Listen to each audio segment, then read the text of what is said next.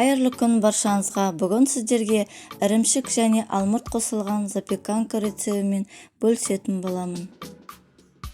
Ол үшін бізге ірімшік, манка, жұмыртқа, алмұрт, мак және бал қажет. Алдымен ыдысымызға ірімшікті саламыз.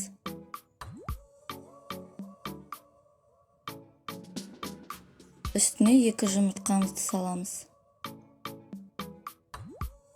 Және бал салып, барлығы біркелкі болғанша араластырамыз. Артынан миксермен араластырамыз.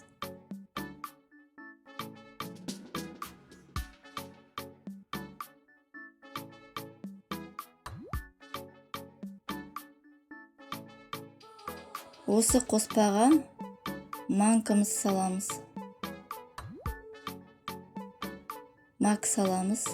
Жақсылап араластырамыз.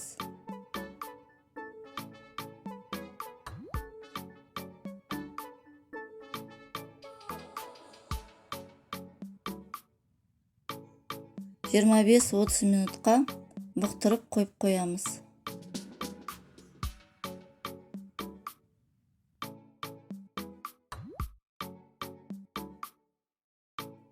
Алмұртты жуып тазалап аламыз.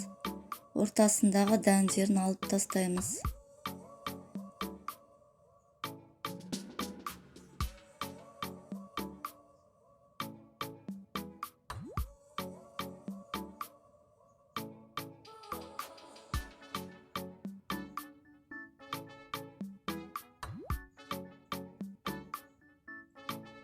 Алмұрттарымызды орташа көбіктеп турап шығамыз.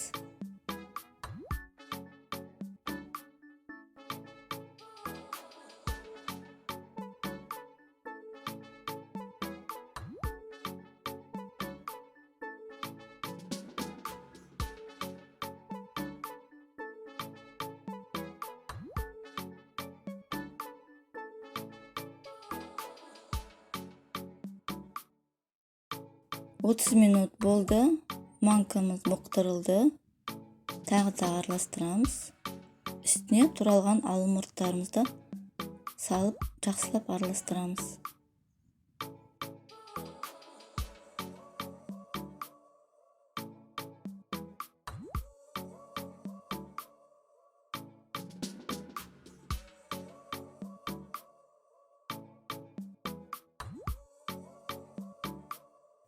Тестіні майланған формаға салып шығамыз.